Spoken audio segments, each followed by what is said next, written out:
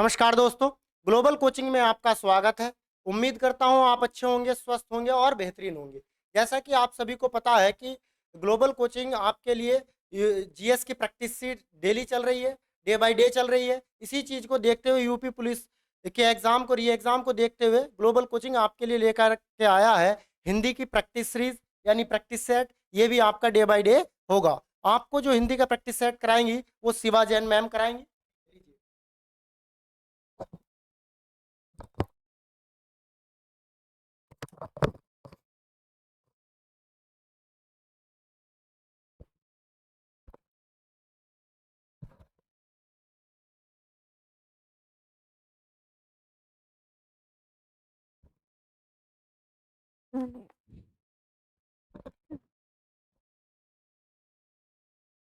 Good morning dear students, मैं शिवा जैन आज आपको कराऊंगी हिंदी का प्रैक्टिस सेट और ये हमारा सीरीज 1 है। प्रैक्टिस सेट 1 है ये हमारा। डियर स्टूडेंट, जैसे हमने देखा कि हमारी यूपी पुलिस के री एग्जाम की डेट घोषित हो चुकी है और 60,000 प्लस वैकेंसी है, तो हमें इस वैकेंसी में अपना 100% देना है और वैकेंसी किसी भी कीमत पर एक सीट हमें अपनी पक्की करनी है। तो देखते हैं, आज मैं कुछ इंपॉर्टेंट क्वेश्चंस लेकर आई हूँ, तो स्टार्ट करते हैं मेरे साथ।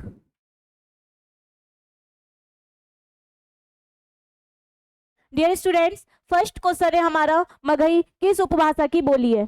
मगही किस उपभाषा की बोली है? देखते हैं इसके ऑप्शन क्या है। ए राजस्थानी हिंदी, बी पूर्वी हिंदी, सी बिहारी हिंदी और डी पश्चिमी हिंदी। तो डियर स्टूडेंट्स, हमें देखना है कौन सा ऑप्शन करेक्ट होगा। चारों ऑप्शन आपके सामने हैं, ए बी सी डी। देखिए डियर स्टूडेंट्स, हमारी जो उपभाषाएं हैं वो 5 वर्गों में डिवाइड है। कितने भागों में है? 5 भागों में है। डियर स्टूडेंट्स, फर्स्ट राजस्थानी है, नेक्स्ट पूर्वी है, पश्चिमी है, बिहारी है और पहाड़ी हिंदी है। कौन सी है? 5वीं पहाड़ी हिंदी। तो डियर स्टूडेंट्स, ये 4 ऑप्शन है और चारों ऑप्शन में आपको देखना है कि हमारा आंसर कौन सा करेक्ट होगा। तो करेक्ट ऑप्शन है सी। डियर स्टूडेंट्स, करेक्ट ऑप्शन है हमारा सी। ये भी हमारा कट गया, ये भी हमारा कट गया। डियर स्टूडेंट्स, हमारी जो राजस्थानी हिंदी है उसमें हमारी राजस्थानी हिंदी में मारवाड़ी है,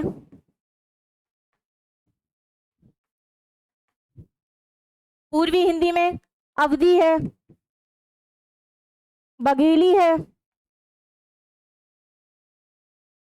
छत्तीसगढ़ी है। पश्चिमी हिंदी में ब्रजभाषा आती है डियर स्टूडेंट्स, बुंदेली आती है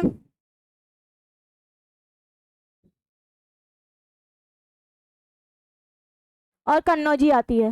नेक्स्ट हमारा ऑप्शन है बिहारी हिंदी, जो कि हमारा करेक्ट ऑप्शन था। इसमें आती है मगही, एक तो हमारी मगही हो गई, मैथिली हो गई, है ना, मगही मैथिली, ये सब हमारी कौन सी उपभाषाओं के अंदर आती हैं? बिहारी हिंदी के। नेक्स्ट बचा हमारा पहाड़ी हिंदी। पहाड़ी हिंदी में हमारा आता है गढ़वाली, कुमायूनी और नेपाली और कुमायूनी।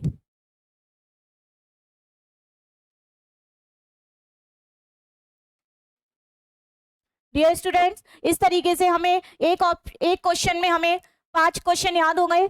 फर्स्ट हमारा राजस्थानी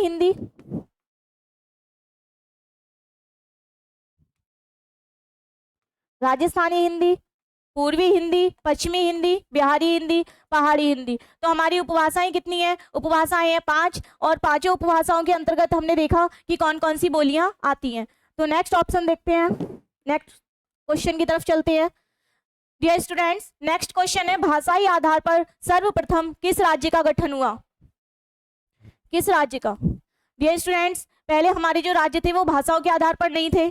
फिर रामल्लू आए, उन्होंने एक अनशन किया और अनशन में उनकी डेथ हो गई। उसके बाद हमारे तत्कालीन प्रधानमंत्री थे, बताएंगे आप कौन से थे उस टाइम प्रधानमंत्री? कमेंट करके बताइए अगर आपको पता है तो। पंडित जवाहरलाल नेहरू। कौन थे डियर स्टूडेंट्स? जवाहरलाल नेहरू। उन्होंने जेवीपी समिति का गठन किया था। कौन सी समिति गठित हुई थी? जेवीपी। तो डियर स्टूडेंट्स, हमारा क्वेश्चन है सर्वप्रथम भाषा के आधार पर किस राज्य का गठन हुआ था? तो वो है हमारा आंध्र प्रदेश। अब बात ये आती है कि ये कब हुआ था, तो 1 अक्टूबर 1953 को। कब हुआ था डियर स्टूडेंट्स? 1 अक्टूबर 1953 को। अब ये किस भाषा के आधार पर हुआ था डियर स्टूडेंट्स? आप मुझे कमेंट बॉक्स में कमेंट करके बताएंगे कि आंध्र प्रदेश राज्य का जो गठन भाषा के आधार पर हुआ था, लेकिन किस भाषा के आधार पर हुआ था। जब तक हम अपना नेक्स्ट क्वेश्चन देखते हैं, क्वेश्चन नंबर 3। क्वेश्चन नंबर 3 है, विश्व हिंदी दिवस कब मनाया जाता है? ए ऑप्शन है 10 जनवरी, बी है 14 सितंबर, सी है 10 फरवरी और डी है 14 नवंबर। डियर स्टूडेंट्स, 14 नवंबर आपको पता है बाल दिवस मनाते हैं। कौन सा दिवस मनाया जाता है? तो ये तो हमारा ऑप्शन नहीं है। नेक्स्ट है हमारा 10 फरवरी। 10 फरवरी भी हमारा ऑप्शन नहीं है। अब इन दो ऑप्शन में से आपको बताना है कि कौन सा ऑप्शन हमारा करेक्ट है, 10 जनवरी या 14 सितंबर। तो डियर स्टूडेंट्स, 14 सितंबर को हम कौन सा दिवस मनाते हैं ये आप मुझे कमेंट बॉक्स में कमेंट करके बताएंगे। लेकिन हमारा जो विश्व हिंदी दिवस का राइट ऑप्शन है वो है 10 जनवरी। कौन सा ऑप्शन है? 10 जनवरी। डियर स्टूडेंट्स, हिंदी के प्रचार प्रसार के लिए 10 जनवरी को हम कौन सा दिवस मनाते हैं? विश्व हिंदी दिवस। और 14 सितंबर को हम, बताइए कौन सा दिवस मनाते हैं? कमेंट बॉक्स में कमेंट करके बताएंगे। नेक्स्ट है हमारा भाषा की सबसे छोटी सार्थक लिखित इकाई। डियर स्टूडेंट्स, भाषा जो होती है वो हमारे विचारों के आदान प्रदान करने का माध्यम है। हम जो भी अपने विचार है हमारे अंदर, वो हम किसके माध्यम से एक दूसरे तक पहुंचाते हैं? वो है हमारी भाषा। डियर स्टूडेंट्स, क्वेश्चन ये है सार्थक। हमें देखिए डियर स्टूडेंट, वर्ड्स को अंडरलाइन करना है। सार्थक एक तो होती है भाषा की सबसे छोटी लिखित इकाई, भाषा की सबसे छोटी इकाई, लेकिन हमारा वर्ड है यहाँ पे भाषा की सबसे छोटी सार्थक लिखित इकाई। तो डियर स्टूडेंट बताएंगे आप, शब्द होगा, स्वर होंगे, व्यंजन होंगे। डियर स्टूडेंट, यहाँ पर वर्ग नहीं है, ये वर्ण है। तो आपको बताना है कौन सा आंसर हमारा करेक्ट होगा, ए, बी, सी या डी। डियर स्टूडेंट्स, हमारी जो भाषा की सबसे छोटी जो इकाई होती है, सबसे छोटी इकाई वो होती है डियर स्टूडेंट्स हमारी वर्ण। तो यहां पूछा है सार्थक, तो वर्ण तो है नहीं। यहाँ क्या वर्ड आ गया? सार्थक। देखिए एग्जामिनर हमें ऐसी कंफ्यूज करने की कोशिश करता है। सार्थक लिखित इकाई, सार्थक लिखित इकाई। हमारी जो वर्ण है वो लिखित तो है, लिखित तो है वर्ण, लिखित छोटी इकाई, लेकिन ये सार्थक नहीं है। फिर डियर स्टूडेंट्स, हमारा एक ऑप्शन आता है मौखिक छोटी इकाई, भाषा की मौखिक छोटी इकाई।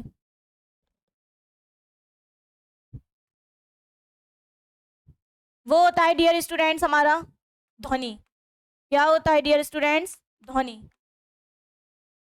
अब हमारा ध्वनि ऑप्शन में नहीं है ध्वनि, तो ये मौखिक है, लेकिन ये भी सार्थक नहीं है, क्योंकि जब बच्चा जन्म लेता है, जन्म के पश्चात उसके मुंह से जो छोटी छोटी ध्वनियां निकलती हैं जिनका कोई भी अर्थ नहीं होता, जैसे पा, चा, ये वो उच्चारण करता है, तो वो हमारी सब क्या है? ध्वनियां हैं, लेकिन वो सार्थक नहीं है। फिर आते हैं हमारे स्वर। डियर स्टूडेंट्स, हम अपने वर्णमाला को दो भागों में बांटकर पढ़ते हैं, स्वर और व्यंजन। तो स्वर जो है वो स्वतंत्र इकाई है, भाषा की स्वतंत्र इकाई है, लेकिन सार्थक लिखित इकाई बोले तो वो कौन है डियर स्टूडेंट्स? शब्द। क्या है डियर स्टूडेंट्स? शब्द। क्योंकि सार्थक का मतलब होता है जिसका अपने आप में अर्थ हो, जिसका अपने आप में अर्थ हो। नेक्स्ट क्वेश्चन की तरफ बढ़ते हैं। नेक्स्ट क्वेश्चन है डियर स्टूडेंट्स हमारे मूर्धन्य व्यंजन कौन से हैं?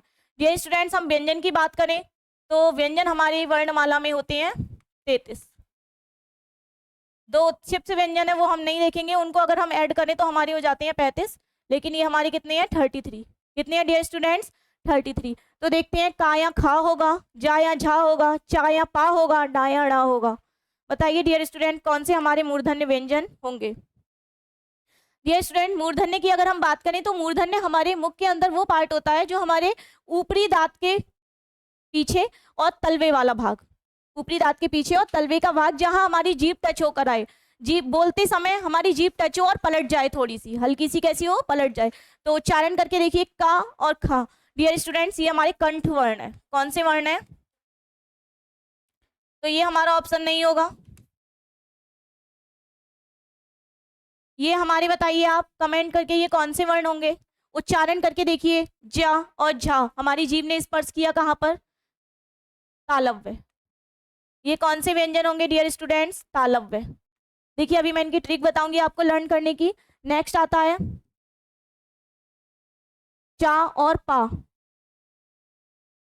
देखिए पा जो वर्ण है हमारा वो ओस्ट है। पा वर्ण कैसा है डियर स्टूडेंट? ओस्ट। और चा वर्ण हमारा क्या है डियर स्टूडेंट्स? तालव्य। कौन सा वर्ण है डियर स्टूडेंट्स? तालव्य। अब हमारा एक ऑप्शन बचा ड़ा और ड़ा, जो कि हमारा क्या है? Right option. मूर्धन्य व्यंजन होते हैं हमारे ड़ा और ड़ा। देखिए इनको याद करने की मैं ट्रिक बताती हूँ, साइड से नोट कर लेते हैं।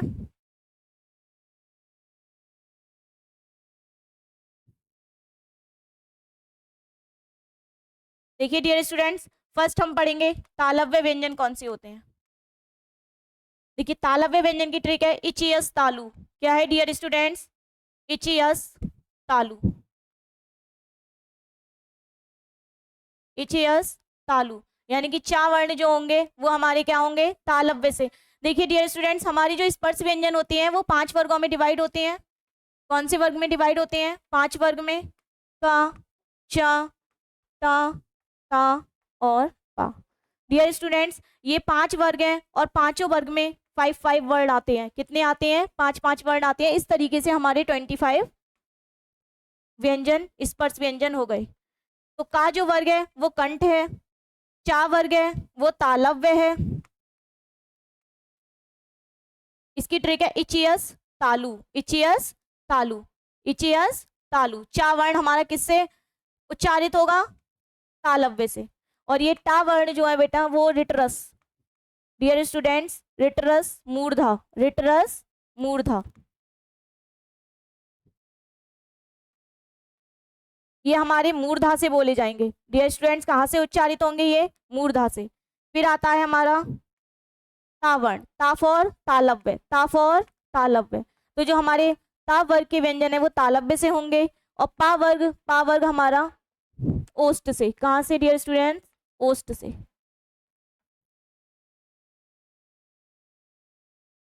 तो ये जो अदर इंफॉर्मेशन है वो आपको अपनी नोटबुक में नोट करते हुए चलना है। अब नेक्स्ट क्वेश्चन की तरफ चलते हैं। नेक्स्ट क्वेश्चन है हमारा भाषा की सबसे छोटी इकाई। डियर स्टूडेंट्स, अभी हमने पढ़ा भाषा की सबसे छोटी सार्थक लिखित इकाई। अब हम पढ़ेंगे भाषा की सबसे छोटी इकाई। तो भाषा की सबसे छोटी इकाई स्वर है, व्यंजन है, वर्ण है या फिर शब्द है। डियर स्टूडेंट्स, शब्द तो अभी हम देखकर आए हैं पीछे कि ये सार्थक लिखित इकाई है। डियर स्टूडेंट, कैसी है? सार्थक लिखित इकाई। व्यंजन हम देखेंगे, ये तो खुद स्वर पे डिपेंड होते हैं। किस पे डिपेंड होते हैं? स्वर पे, है ना। इनका उच्चारण स्वतंत्र नहीं होता। डियर स्टूडेंट्स, स्वर भी हमारे नहीं होंगे क्योंकि स्वर क्या है? स्वतंत्र होते हैं। और भाषा की जो सबसे छोटी इकाई है वो हमारी वर्ण है।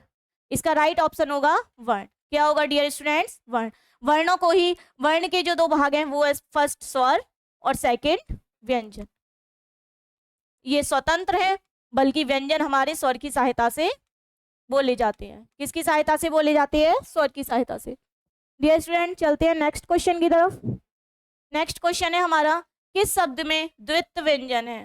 कौन से व्यंजन डियर स्टूडेंट्स? द्वित्व व्यंजन। आप मुझे कमेंट बॉक्स में कमेंट करके बताएंगे इलाहाबाद होगा इसका आंसर, पुणे होगा, उत्साह होगा या दिल्ली होगा। डियर स्टूडेंट, जब तक हम समझते हैं कि व्यंजन हमारे स्पर्श व्यंजन टोटल 25, स्पर्श व्यंजन 25 होते हैं, 5 वर्ग में डिवाइड होते हैं और पांचों वर्ग में 5 वर्ण होते हैं। फिर आता है हमारा अंतस्थ व्यंजन। अंतस्थ व्यंजन बताइए कौन कौन से होते हैं?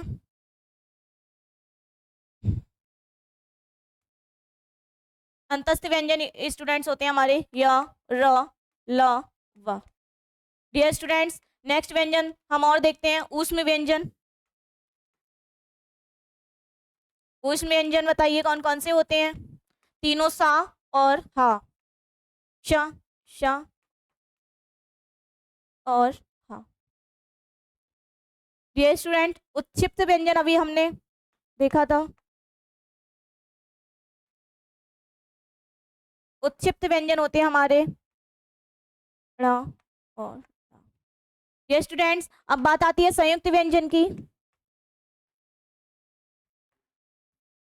संयुक्त व्यंजन होते हैं हमारे छा, त्रा, ज्ञा और श्रा। डियर स्टूडेंट्स, ये इंपॉर्टेंट पॉइंट्स हैं, इन्हें आपको अपनी नोटबुक में अलग से नोट कर लेना है कि कौन से व्यंजन कौन से होते हैं। अब चलते हैं ऑप्शंस की तरफ। द्वित्व व्यंजन कौन सा है? इलाहाबाद है, पुणे है, उत्साह है या फिर दिल्ली है। तो डियर स्टूडेंट्स, द्वित्व व्यंजन वे व्यंजन होते हैं जैसे एक पूरा वर्ण है और उससे पहले उसका ही आधा वर्ण, जैसे मैंने लिखा बिल्ली। तो डियर स्टूडेंट्स, ये अपने आप में पूरा वर्ण है और पूरे वर्ण से पहले अपने आप का ही आधा वर्ण आ जाए, वो हमारे कौन से व्यंजन होते हैं? द्वित्व व्यंजन। तो देखिए, इलाहाबाद नहीं होगा, पुणे नहीं होगा, उत्साह नहीं होगा, तो राइट ऑप्शन है हमारा दिल्ली। तो डियर स्टूडेंट्स, हमने देखा स्पर्श व्यंजन है हमारे टोटल 25, 5 वर्ग हैं और पांचों वर्ग में 5-5 वर्ण है। ऊष्म अंतस्थ व्यंजन देखा हमने यार अलावा, ऊष्म व्यंजन देखा सा, शा, शाहा, उत्क्षिप्त व्यंजन देखा णा और ड़ा, संयुक्त व्यंजन देखा छात्रा, ज्ञा और श्रा। चलते हैं नेक्स्ट क्वेश्चन की तरफ। नेक्स्ट क्वेश्चन है, देखिए तालव्य व्यंजन। पीछे हमने अभी रिवाइज किया था कि तालव्य व्यंजन कौन से होंगे। देखिए डियर स्टूडेंट्स, यहाँ पर एक ऑप्शन यहाँ ना कर लीजिएगा, इसको। डियर स्टूडेंट्स, ए ऑप्शन है हमारा टाठा डाडाणा, पा, फा, वा, ये यहाँ पर भा कर लीजिएगा। नेक्स्ट सी ऑप्शन है हमारा चा, छा, जा, झा और डी ऑप्शन है ताथा, दादा, ना। तो डियर स्टूडेंट्स, अभी हमने पीछे पढ़ा है तालव्य व्यंजन, तो क्या आप मुझे बताएंगे कमेंट बॉक्स में कि तालव्य व्यंजन कौन से होंगे? जब तक हम देखते हैं ये वाला व्यंजन कौन से होंगे। टाठा डाडाणा मूर्धन्य, कैसे होंगे डियर स्टूडेंट्स? मूर्धन्य। पा वर्ग के व्यंजन हमारे, देखिए ये पा वर्ग है, तो पा वर्ग हमारे कौन से होते हैं? ओष्ठ से बोले जाते हैं। बोलकर देखिए, हम हमारे जो ओष्ठ हैं वो दोनों टच होंगे, प, फा, बा और भा। उच्चारण करके देखिए डियर स्टूडेंट्स, जब हम प्रैक्टिकली सीखते हैं चीजों को तो वो हम जल्दी सीखते हैं। नेक्स्ट है हमारा चा, छा, जा, झा, तो ये हमारा कौन सा होगा? तालव्य व्यंजन। कौन से होंगे डियर स्टूडेंट्स? तालव्य व्यंजन।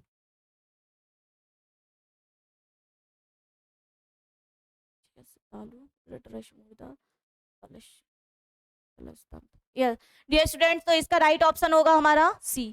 कौन सा होगा डियर स्टूडेंट्स? सी। चलते हैं नेक्स्ट क्वेश्चन की तरफ। नेक्स्ट ऑप्शन है हमारा ज्ञा। वर्ण किन वर्णों के संयोग से बना है? डियर स्टूडेंट्स, अभी हमने संयुक्त व्यंजन देखा। कौन से व्यंजन देखे डियर स्टूडेंट्स? संयुक्त। हमने देखे थे संयुक्त व्यंजन होते हैं हमारे चार, छा, त्रा, ज्ञा और श्रा। ये स्टूडेंट जो छा है वो 2 वर्णों से मिलकर बना है।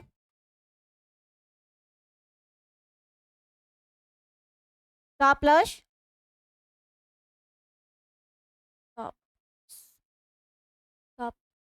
छा जो है डियर स्टूडेंट्स,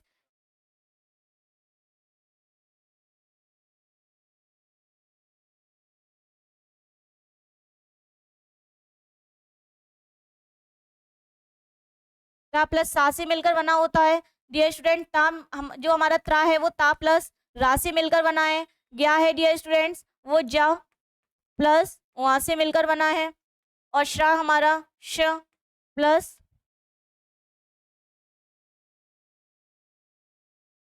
च प्लस रा से मिलकर बना है। तो डियर स्टूडेंट्स, हमें बताना है कि हमारा जो जा वर्ण है वो किन वर्णों के संयोग से मिलकर बना है। तो फर्स्ट ऑप्शन है ज प्लस वा।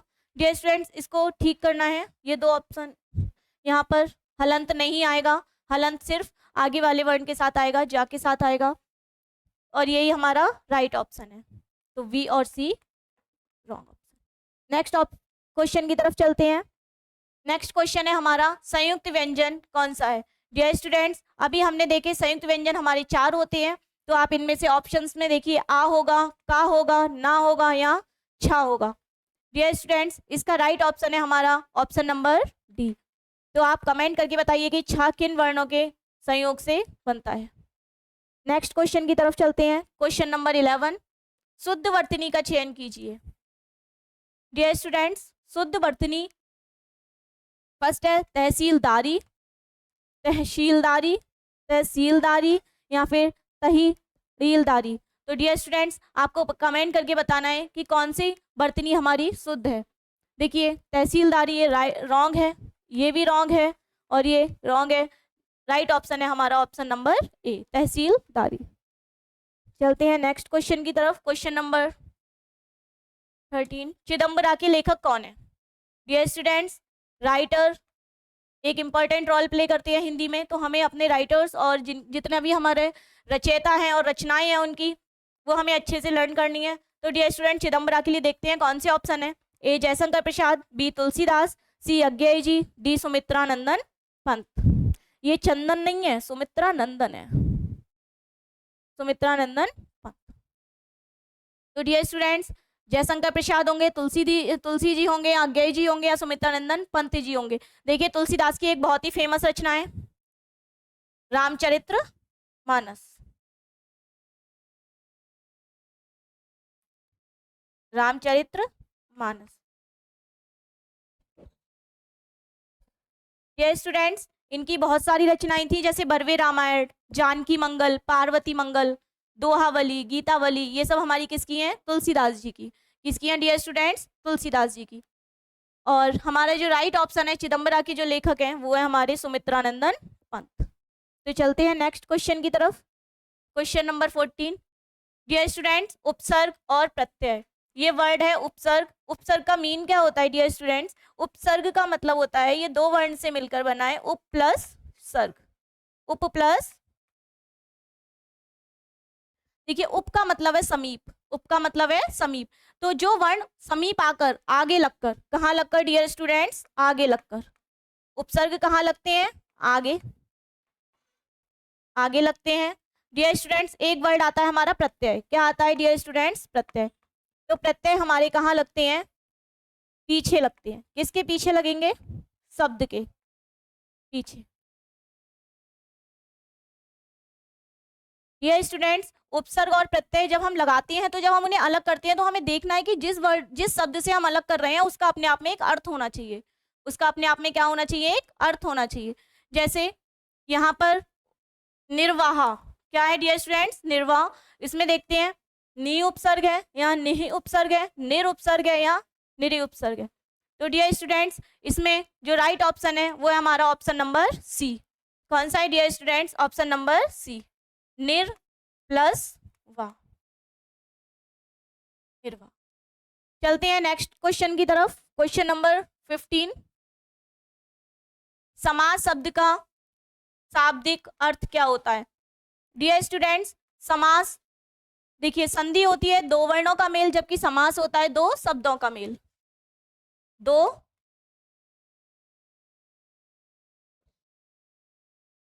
शब्दों का मेल। किसका मेल होता है डियर स्टूडेंट्स? दो शब्दों का मेल। समास के हमारे भेद बताएंगे आप कमेंट बॉक्स में कमेंट करके कि समास के कितने भेद होते हैं। अब हम देखते हैं संधि। डियर स्टूडेंट्स, यहाँ कंफ्यूज नहीं होना है। संधि में दो वर्णों का, किसका? दो वर्णों की समीपता होती है, निकटता होती है, जोड़ होता है दो वर्णों का। लेकिन समास में दो शब्दों का होता है डियर स्टूडेंट्स। किसका होता है? दो शब्दों का। तो आप बताएंगे कि अगर दो शब्द हमने जोड़े, दो शब्द हमने जोड़े, तो वो शब्द कैसा होगा? उसका विस्तार होगा, तोड़ना होगा, विग्रह होगा या संक्षेप होगा? तो डियर स्टूडेंट्स, इसका राइट ऑप्शन बताइए। ऑप्शन नंबर ए, बी, सी या डी? तो इसका राइट ऑप्शन है डी, क्योंकि जब हम दो शब्दों को मेल करेंगे तो वो शब्द अपने आप में क्या हो जाएगा? जुड़कर संक्षेप। हम उसका क्या कर रहे हैं? संक्षिप्तीकरण कर रहे हैं, मेल कर रहे हैं। क्या कर रहे हैं? मेल कर रहे हैं। नेक्स्ट क्वेश्चन की तरफ चलते हैं।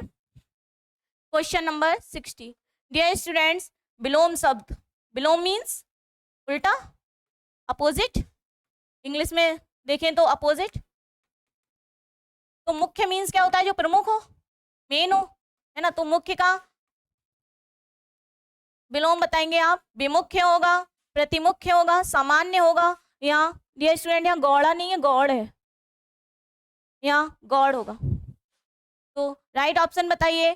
ए होगा, बी होगा, सी होगा या डी होगा? तो डियर स्टूडेंट्स, इसका राइट ऑप्शन है ऑप्शन नंबर डी, मुख्य का विलोम गौड़ होता है। मुख्य का विलोम क्या होता है? गौड़। क्योंकि यहाँ पर कंफ्यूज नहीं होना है, विमुख्य कोई वर्ड नहीं है। नेक्स्ट क्वेश्चन की तरफ चलते हैं। क्वेश्चन नंबर 17, ज्येष्ठ।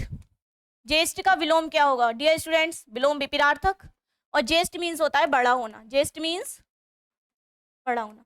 तो इसका बताना है आपको, पूर्व होगा, कनिष्ठ होगा, पूर्व होगा, भूत होगा, या फिर अगज होगा। डियर स्टूडेंट्स, पूर्व मीन्स पहले, भूत मीन्स हमारा पास्ट, और अगज नहीं। अगज और ए और डी ऑप्शन में से आपको बताना है कि कौन सा राइट ऑप्शन होगा। पूर्व और भूत तो नहीं है। तो इसका जो राइट आंसर है डियर स्टूडेंट्स, वो है हमारा कनिष्ठ। क्या है डियर स्टूडेंट्स? कनिष्ठ। क्योंकि यहाँ पर ज्येष्ठ डियर स्टूडेंट्स ये हमारे तत्सम शब्द है, तो हमें उसका विलोम भी किस में देखना होता है? तत्सम में। कनिष्ठ मीन्स छोटा, कनिष्ठ मीन्स छोटा। चलते हैं नेक्स्ट ऑप्शन की तरफ, क्वेश्चन की तरफ। नेक्स्ट क्वेश्चन है हमारा क्वेश्चन नंबर 18, वृद्ध भिखारी 2 रोटी खाकर फिलप्स हो गया। तो इसमें तप आएगा, तप्त आएगा, तृप्त आएगा, या फिर तृण आएगा। डियर स्टूडेंट्स, तप का मीन्स होता है तपस्या, तप करना, तपस्या करना। तप्त का मतलब होता है गर्म या उष्ण। डियर स्टूडेंट्स, तृप्त और तृण ऑप्शन में से आप मुझे बताइएगा कि कौन सा ऑप्शन राइट होगा, सी होगा या डी होगा। डियर स्टूडेंट, तृण मीन्स होता है पत्ता, पत्ता। तो हमारा ऑप्शन बचा ऑप्शन नंबर सी। तो हमारा जो वृद्ध भिखारी रोटी खाकर तृप्त हो गया। क्या हो गया? तृप्त हो गया। नेक्स्ट क्वेश्चन की तरफ चलते हैं। क्वेश्चन नंबर 19, डियर स्टूडेंट्स, विवत्स रस का स्थायी भाव क्या है? भय होगा, निर्वेद होगा, शोक होगा, जुगुप्सा या घृणा होगा। डियर स्टूडेंट्स, भय जो है वो स्थायी भाव है हमारे भयानक रस का। किसका डियर स्टूडेंट्स? निर्वेद शांत रस का है डियर स्टूडेंट्स। शोक हमारे करुण रस का होगा। हमारा राइट ऑप्शन है ऑप्शन नंबर डी, जुगुप्सा या घृणा। चलते हैं नेक्स्ट क्वेश्चन की तरफ। क्वेश्चन नंबर 20, 3 बेर खाती थी, 3 बेर खाती है में कौन सा अलंकार है? 3 बेर खाती थी, वे 3 बेर खाती है में कौन सा अलंकार है? डियर स्टूडेंट्स, पहले हम अलंकार जानेंगे। अलंकार क्या होता है? अलंकार का मीन्स होता है गहना, या हम इसको गहना या आभूषण से तुलना करते हैं अलंकार की, क्योंकि ये काव्य की क्या करती है? शोभा बढ़ाते हैं। क्या बढ़ाते हैं डियर स्टूडेंट्स? शोभा। जिस तरीके से हमारे आभूषण शोभा बढ़ाते हैं, उसी तरीके से काव्य की शोभा कौन बढ़ाते हैं? हमारे अलंकार। किसकी डियर स्टूडेंट्स? काव्य की। तो अलंकार बताइए, इसमें ऑप्शन है उपमा, उत्प्रेक्षा, रूपक। डियर स्टूडेंट्स, ये मानवीकरण की जगह यहाँ पर यमक कर लीजिएगा।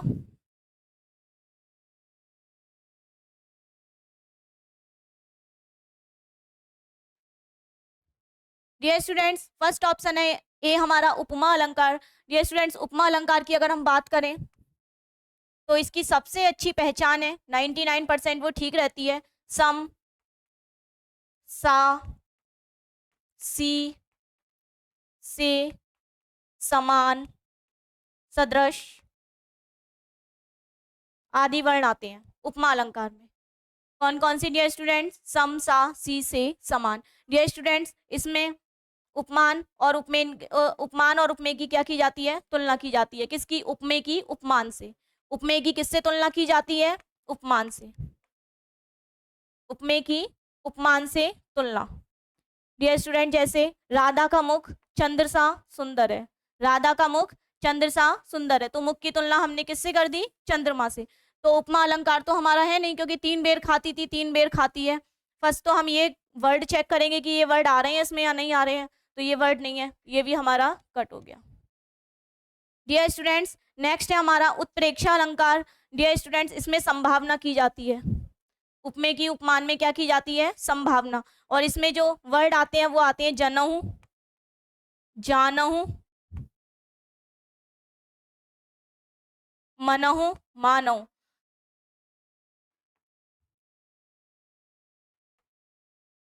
डियर स्टूडेंट्स, ये वर्ड हमारे उत्प्रेक्षा अलंकार में आते हैं। तो सबसे पहले तो हम ये देखेंगे कि ये वर्ड इसमें है या नहीं है, क्योंकि ये जो है हमारी ट्रिक वो 99% ठीक बैठती है, एक दो क्वेश्चन और उसको छोड़कर।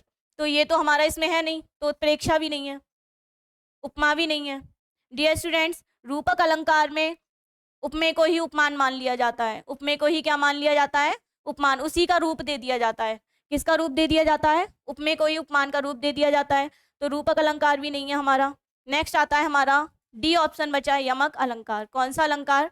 यमक अलंकार। डियर स्टूडेंट्स, इसमें एक शब्द की आवृत्ति होती है, एक से अधिक बार होती है, और उसके अर्थ क्या होते हैं? अलग अलग। तो हमने देखा कि एक वर्ण यानी कि एक शब्द वेर और ये वेर, ये शब्द आए हमारे 2 बार आवृत्ति हो रही है, आवृत्ति 1 बार हो रही है। कितनी बार? 1 बार। ये तो अपने आप में शब्द, और इसकी आवृत्ति कितनी बार हुई है?